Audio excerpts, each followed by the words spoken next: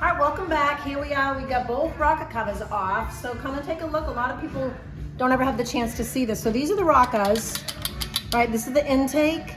And then this one is for the exhaust. And as you see, this is where you would put your pipe to go down the back of your bike. So what I need to do is take these bolts out. Again, always make sure you're in reverse because you don't want to tighten and strip anything. These bolts are deceptively long. Look at that.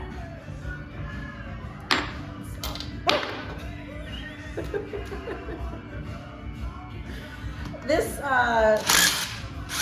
socket remover doesn't really fit on here. I'm just kind of playing with it because it's working, but that's why I'm dropping it.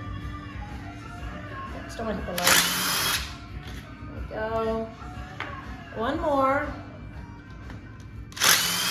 And then, I'm gonna be honest with you, this is so difficult to lift because it is just so precise and so well made. This one's it's got an R for the rear cylinder, that's the front. But like, if you get this side started just a little bit and this side isn't exactly equal with it, then you have to put it all the way back down and literally lift them up exactly at the same time. So I'm gonna wiggle this around for a little bit and maybe get one a little closer and then see if I can pop it out on camera because it's really hard to do.